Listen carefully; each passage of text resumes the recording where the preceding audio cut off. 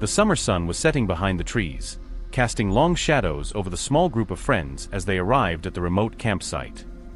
Their laughter echoed through the forest, a stark contrast to the eerie silence that seemed to swallow the sound as soon as it left their mouths. "Are you sure this is the place, Jake?" Emily asked, her eyes scanning the dense woods around them. Jake, the group's self-appointed leader, unfolded the old map he had found in his grandfather's attic. "This is it," he said confidently, pointing to a spot marked with an X. "The perfect place for an adventure." As they set up their tents and gathered around the campfire, the stories began. Tales of past adventures, of high school pranks, and of plans for the future. But as the fire crackled and the night grew darker, the stories took a different turn. "Did you hear about the ghost that haunts these woods?" Mike asked, his voice low and mysterious. The group fell silent, the only sound the rustling of leaves in the wind. "Ghost? What ghost?" Lisa asked, leaning in closer. Mike grinned. "They say that many years ago, a group of campers disappeared here. No one knows what happened to them, but some say their spirits still roam the forest, looking for revenge." The wind picked up, sending a chill through the group. Emily shivered and moved closer to the fire. "That's just a story, right?" "Maybe," Mike said with a shrug. "But I've heard some pretty strange things about this place. People have seen lights in the woods, heard voices calling their names. Some even say they've seen shadowy figures watching them from the trees." A branch snapped in the distance, and everyone jumped. Jake laughed nervously. "Come on, it's just the wind." But as the night wore on and the fire burned lower, the feeling of unease grew. The forest seemed to close in around them, the shadows growing darker and more menacing. Finally, one by one, they retreated to their tents, the fire reduced to glowing embers. As the last light flickered out, a heavy silence fell over the campsite. But sleep did not come easily. Every rustle of leaves, every creak of the trees, seemed amplified in the darkness. And somewhere, just on the edge of hearing, was a sound that made Emily's blood run cold. A whisper. A voice. Calling her name. Emily tossed and turned in her sleeping bag, the whispering voice echoing in her mind. She told herself it was just a dream, just her imagination playing tricks on her. But the feeling of being watched was impossible to shake. She finally drifted off to sleep, only to be awakened by a loud thud outside her tent. Her heart raced as she sat up, straining to hear. The forest was silent, but the sense of unease was stronger than ever. "Jake? Mike? Is anyone there?" she called softly, hoping one of her friends was playing a prank. But there was no answer. Gathering her courage, Emily unzipped her tent and peered outside. The campsite was still, the other tents dark and silent. She stepped out, the cool night air sending a shiver down her spine. She took a few cautious steps towards the trees, her flashlight beam cutting through the darkness. "Hello?" she called again, her voice trembling. A shadow moved at the edge of the light, and Emily's heart skipped a beat. She aimed the flashlight at the spot, but there was nothing there. Just the trees, swaying gently in the wind. She was about to turn back when she heard it again. The whisper. Her name, carried on the breeze. Emily. She froze, her breath catching in her throat. The voice was soft, almost familiar, but there was something sinister about it. Something that made her want to run and hide. But she couldn't move. Her feet felt rooted to the ground, her eyes fixed on the darkness ahead. And then, just for a moment, she saw it. A figure, standing among the trees. Watching her. Emily screamed, stumbling back towards the campsite. She tripped over a root and fell, the flashlight slipping from her grasp. The beam flickered and went out, leaving her in darkness. She scrambled to her feet, her heart pounding in her chest. "Jake. Mike. Help!" she cried, her voice breaking with fear. Suddenly, Strong arms were around her, pulling her to her feet. She screamed again, fighting against her attacker. "Emily, it's me." "It's Jake," a familiar voice said, and she stopped struggling. Jake's face appeared in the dim light, his expression worried. "What happened? Are you okay?" Emily clung to him, her whole body shaking. I saw something. Someone. In the woods. Jake looked around, his eyes narrowing. "Let's get back to the campfire. We need to wake the others." They hurried back to the campsite, Jake keeping a protective arm around Emily. The rest of the group was already awake, their faces pale with fear. "What's going on?" Lisa asked, her voice trembling. "Emily saw something in the woods," Jake said. "We need to stick together." They gathered around the fire, relighting it and huddling close. The sense of safety the flames provided was small, but it was better than the darkness. As the night dragged on, they kept watch, jumping at every sound. But nothing else happened, and as dawn broke, the tension began to ease. "Maybe it was just a trick of the light," Mike said, though his voice lacked conviction. "Yeah, maybe," Emily said, though she knew what she had seen was real. But as they prepared breakfast and tried to shake off the night's events, a sense of dread lingered. The forest, once inviting and full of adventure, now felt like a trap. And somewhere, just beyond their sight, the figure watched. The morning light brought a temporary sense of relief, but the events of the night hung over the group like a dark cloud. They decided to stick together for the day, exploring the area around the campsite in hopes of shaking off the fear. Jake led the way, his confidence restored in the daylight. "Let's check out that old cabin I saw on the map. Maybe we can find some clues about what happened here."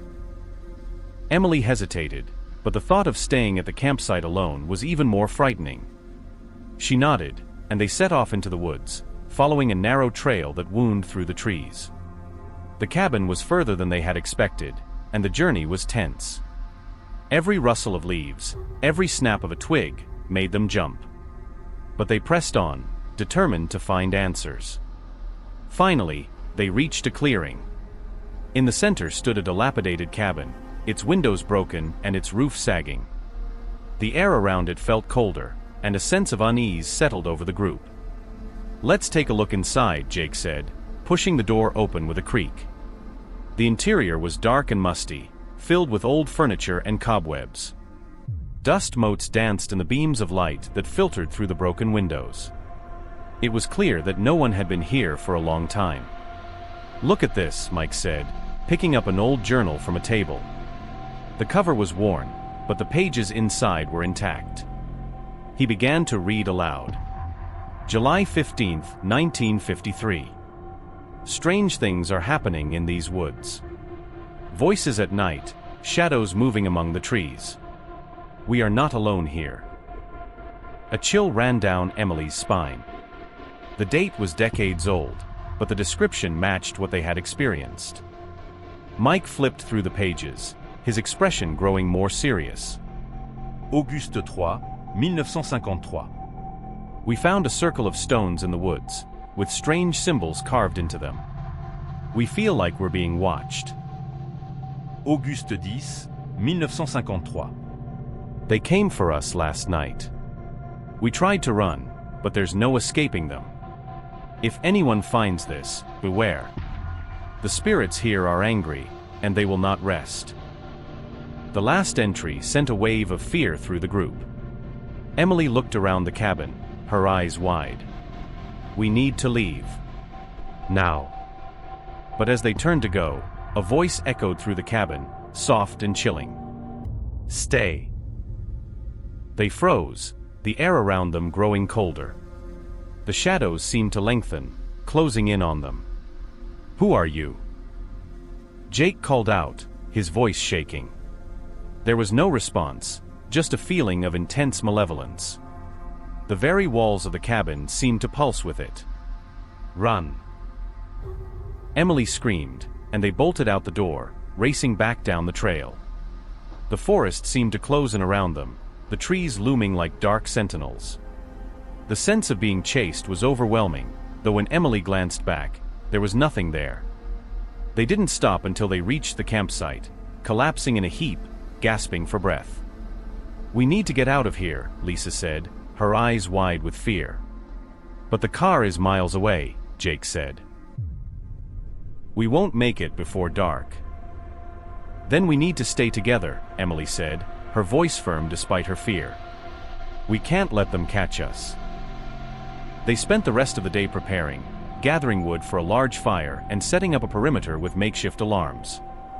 As night fell, they huddled together, the fire blazing brightly. But the darkness felt different now, thicker and more oppressive. The forest was silent, the usual sounds of night absent. And somewhere, just beyond the firelight, the whispering began again. "Emily." The fire crackled and popped, casting flickering shadows on the tense faces of the friends huddled around it. The whispers grew louder, more insistent, and the sense of being watched intensified. "We need to stay calm," Jake said, trying to keep his voice steady. "Whatever is out there, we can't let it scare us." But Emily's fear was palpable. She could feel the eyes on her, hear her name in the whispers. "Why do they keep calling my name?" she asked, her voice trembling. Mike, who had been silent for a while, finally spoke up. "Maybe it's because you saw them.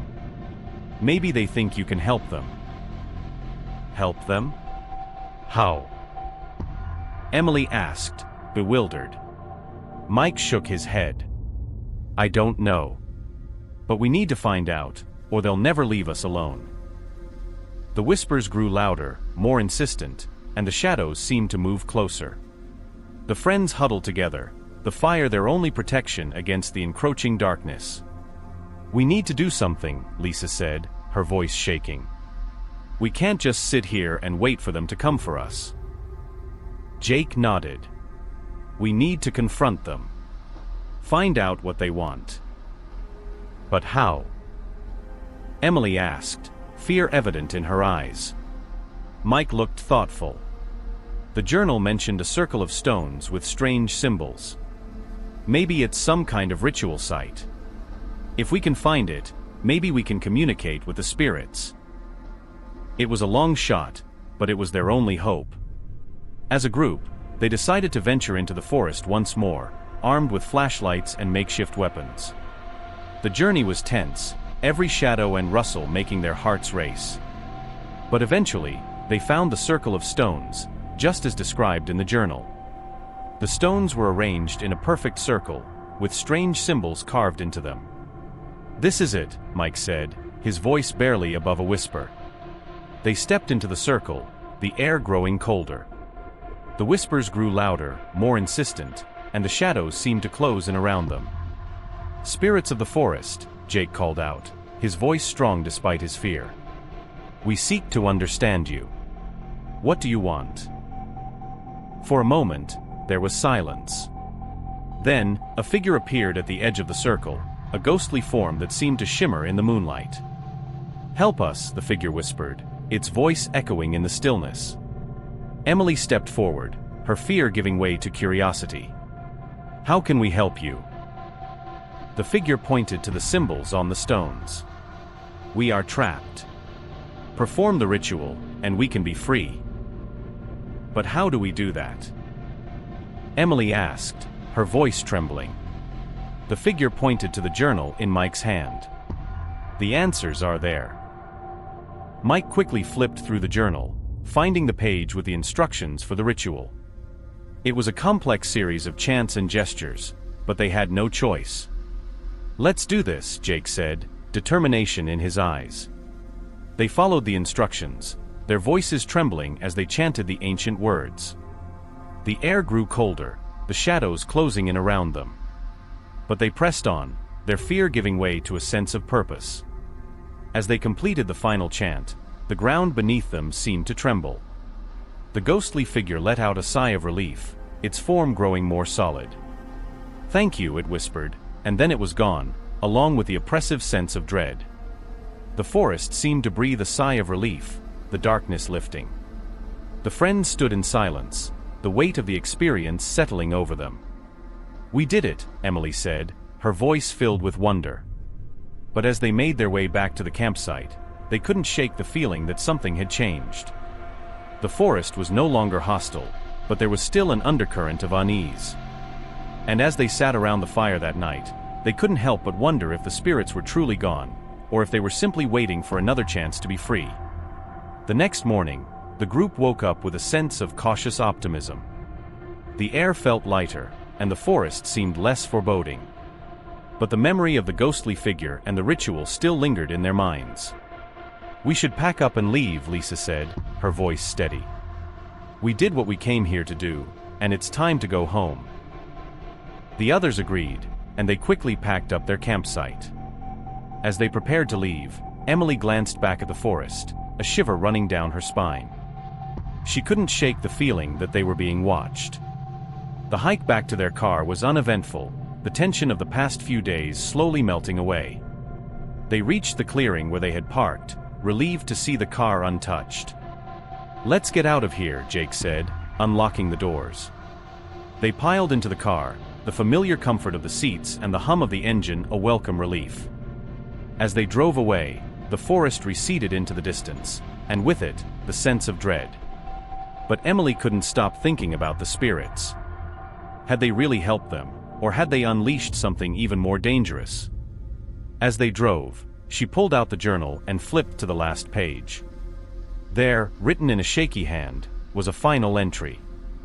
September 5th, 1953. "We performed the ritual, but something went wrong. The spirits are not at peace. They are angry, and they will not rest until they have their revenge." A chill ran down Emily's spine. She looked up, meeting Jake's eyes in the rearview mirror. "We need to go back." "What? Why?" Jake asked, his brow furrowing.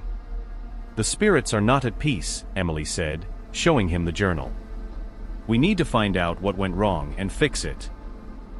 Jake glanced at the journal, his expression grim. "Are you sure?" Emily nodded. "We have to. We can't just leave them like this." Reluctantly, Jake turned the car around, and they headed back to the campsite. The sense of dread returned as they re-entered the forest, the shadows growing longer as the sun began to set. They reached the campsite just as darkness fell, the fire still smoldering from the night before. Emily took a deep breath, steeling herself for what was to come. "We need to find out what went wrong with the ritual," she said, her voice steady. "There has to be something we missed." They pored over the journal, searching for clues. Finally, Mike found a passage that seemed relevant. "To truly free the spirits, you must make a sacrifice. Something of great value, given willingly," he read aloud. Emily's heart sank. What could they possibly offer that would satisfy the spirits? They spent hours debating, trying to come up with something that would work. Finally, Emily stood up, a determined look in her eyes. "I'll do it," she said, her voice firm. "What?" "No, Emily, you can't." Jake protested. But Emily shook her head. "It's the only way. I saw the spirits. They called my name. It's me they want." With a heavy heart, the group followed Emily back to the circle of stones. The air grew colder, the sense of being watched returning. Emily stepped into the circle, her hands trembling. She closed her eyes, thinking of all the people she loved, all the things she would never do. But she knew this was the only way. She took a deep breath and spoke the words of the ritual, offering herself as a sacrifice. The ground trembled, and the air grew colder, the shadows closing in. But instead of fear, Emily felt a sense of peace. She opened her eyes, and there, standing before her, was the ghostly figure. "Thank you," it whispered, its voice filled with gratitude. And then, with a final sigh, it was gone, and the forest was still. The group stood in silence, the weight of the moment settling over them. They had done it. The spirits were at peace. As they made their way back to the campsite, they couldn't shake the feeling that they had been changed by the experience. The forest was no longer a place of fear, but a place of mystery and wonder. And as they sat around the fire that night, they knew that they would never forget the haunted campsite and the spirits they had set free.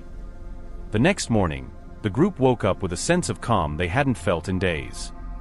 The forest was peaceful, the air filled with the sounds of birds and rustling leaves. The sense of dread that had hung over them was gone.